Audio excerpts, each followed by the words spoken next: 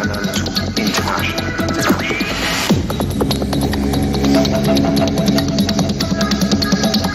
Canal International.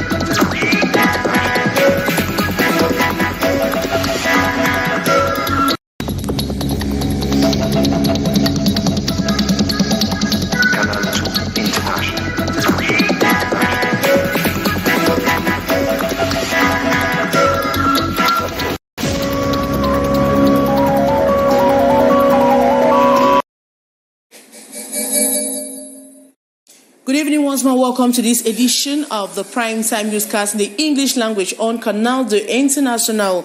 After broke out this morning at Tous Municipal in downtown Aqua, opposite the Central Voyage Agency, the fleeing Christian Gulf, a shop selling jerseys were quickly contained thanks to the intervention of the firefighting brigade. More on the story with our reporter, Kejang Henry Atembe. The flames emanating from the down floor of this building at the commercial hub downtown Aqua, popularly known as Chinatown, on June 11 was quickly contained by shopkeepers and firemen. One of the shops selling sportswear was seriously affected by the flames with considerable material damage. Poor electrical installations are known to be the reason behind this fire outbreak. When the blistering flames were extinguished, the traders began an evaluation of the damages caused. This is the umpteenth time fire outbreak and known to have raised business concerns in Douala. Measures have been taken to prevent similar incidents in the city's markets. The June session of the Parliament opens today in Yaoundé. The opening plenary sitting at the lower house was opened by the Speaker, Kavaye Yege Jibril, who came back to the prevailing issues on the country in sectors of health, politics, economy, and social and sports. We'll have more on the story with our reporter, Hysen Chia. At the opening session of Parliament this June 11, the Speaker of the National House of Assembly, Kavaye Yege Jibril, reiterated that Parliament and government must fast-track the implementation of the Universal Health Coverage Initiative and rescue Cameroonians from the numerous health challenges, especially those in enclaved areas. His address also touched other issues like the squabbles surrounding football, the voters' registration process ahead of the 2025 elections, a call lauded by other members of Parliament. We haven't made mention of the universal health coverage because we want to make sure that our compatriots who are in the very hinterlands, who don't have access to health care, who don't have the means to go to hospital, will now have access. So we are going to work with the government to make sure that what the President made mention of in his speech will be implemented nationwide. But opposition lawmakers insist that the Speaker neglected the main aspects of their job, especially those of this session. We are not satisfied with the PAN speech because we think it was the time for the PAN to call for the respect of the law, particularly the respect of the deadline, the date of the transmission of document of budget orientation debate. Because if government didn't do so, you know that the serenity in our chamber will be in difficulty. Because in the same condition, the same problem will produce the same consequences. As the people's representatives, the parliamentarians continue to hammer on the needs of their various constituencies. My constituency happens to be in the rural area.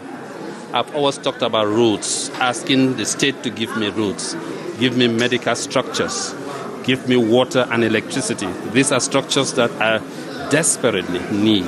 And my people have always sent me to say, go to Yaoundé, tell them we need light, we need water, we need roads. So I always think that that's one, we can't play with that. And during this session, different ministers are expected to appear before the lawmakers to be scrutinized on budget implementation from November 2023 to this present moment as they work towards budget orientation for the new financial year, which shall be adopted during the November parliamentary session. And a shocking Monday for residents of Yassa in Douala as their homes were demolished by the city council's heavy machinery. On Monday, June 10, when they found their belongings crushed before they could evacuate the population, say they were never notified. As we hear the following story.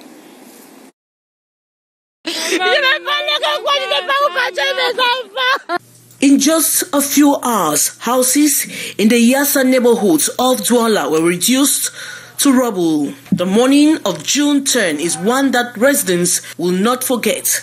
They were taken by surprise as the city council caterpillars arrived without warning. We did not receive any quick notice.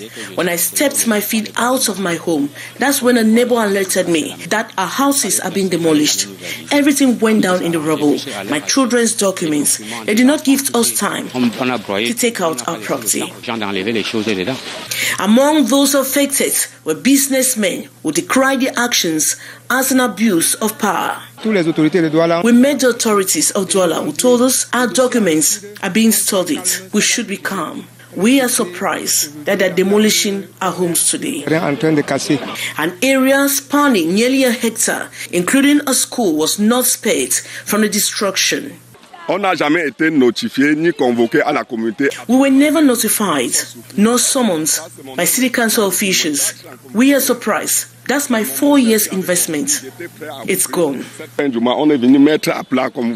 Residents voiced their outrage, describing the demolitions as deeply unjust. I have documents signed by the authorities that allowed me to occupy the land for 5 years, and it's renewable, and I just exploited it for 3 years. The scenes were heart-wrenching, with people watching helplessly as their homes and possessions were destroyed. We bought our land. It belongs to us. We don't know why this is happening to us. As the dust settled, the community of Yassa faced an uncertain future, grappling with the sudden loss of their homes and the monumental task of starting over.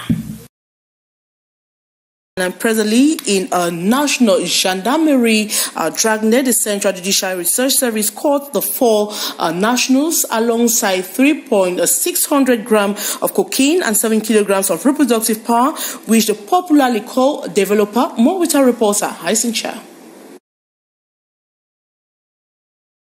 It was during the operation to fight against drug trafficking that the gendarmes got the vibes that this trafficking business is rife at checkpoints in Douala. Enquiry was then opened, and in 1 week, the Central Judicial Research Service arrested these 4 in their possession 3,600 grams of cocaine and 7 kilograms of reproduction powder, popularly known as developer. The modus operandi of these 4 foreign nationals, well disguised. Some present themselves as traders and others as sellers of coins. Through that, the transaction is simple. They then sell their real goods far from the eyes of control. This with the support of Cameroonians. Drug trafficking is an illegal business here in Cameroon, and those caught in the act have to face the law in place. These foreign nationals, no exemption. They have to appear before the state prosecutor. That notwithstanding, investigations still on, as some of the dealers are on the run. The gendarme used the opportunity to salute the collaboration with the population to get these supposed dealers in drug trafficking. Beatrice Ngamo reporting there. The main roundabout and Saint Michel linking the Douala International Airport is in a very bad shape. The roundabout, which links several neighborhoods in the city, does not present a pleasing appearance. As a reporter, Chrissy Ayare tells us more. The road junction at Terminus Saint-Michel is in an appalling state. Riddled with numerous potholes and cracks, the area has become a source of frustration for the population. The road here is very horrible. This is a road that leads to the airport, and it's all deteriorated. Sometimes truck usually gets stuck here. Located just 2 kilometers from the Douala International Airport, the face of this critical road junction is far from impressive. Frequent traffic jams and accidents, especially during late hours. It causes serious traffic here. Anytime you try to cross this road, it's very difficult, most especially when it rains. We just find ourselves inside potholes and it destroys our bikes. The poor condition of the road also poses a significant challenge for vendors operating in the area. Whenever a car wants to pass, we always escape because they can hit us and our goods. Sometimes when it rains, they pass. Sometimes when it rains, vehicles usually pass and pour us water. It's always very difficult. We are struggling here. As the rainy season intensifies, the population of Douala is pleading with the competent authorities to take immediate action. And Cameroon needs hundreds of thousands of blood bank annually, but the lack of voluntary donors is hampering the efforts to meet the demand. A civil society organization is working to change that by sensitizing young people in Douala about the importance of blood donation. More with our reporter Gladys Ambo Diba.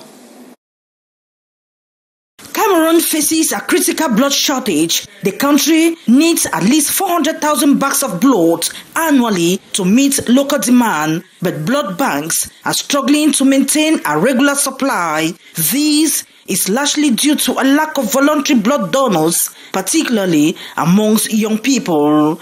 Many of them are still not accustomed to donating blood except in emergency situations. I have not given blood yet, but I think it is a good initiative. It is a humanitarian action to save lives, even though some religions are reticent about blood transfusion. I have not had an urgent case yet where I am being demanded to donate blood. If there is no demand for it, I will not donate. No, avoid it. When you give it, you can collapse. No, to avoid. Well, I can collapse and die. To encourage young people to take up the initiative to donate blood and save lives, a civil society organization has been actively sensitizing them in Douala. The problem is many Cameroonians just don't know enough about blood donation. We need volunteers to step up and donate at hospitals so we can help patients in need. The young people we've talked to today should know they can make a difference. They are eligible to donate once a year. We have learned that donating blood is very important, and by doing this, we carry out free medical tests.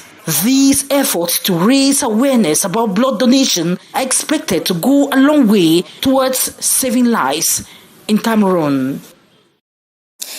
And we end with a sports news. Just to remind our viewers that the Indomitable Lions of Cameroon will be taking on the Palangras Negros of Angola this evening at exactly 8 p.m. Cameroonian time in day 4 of the 2026 World Cup qualifiers. And that's how we saw it on this edition of the Primetime Newscast in the English language on Canal International. Coming up next is a debrief with Lil Piejou. As for me, take a rendezvous same time tomorrow. Good night.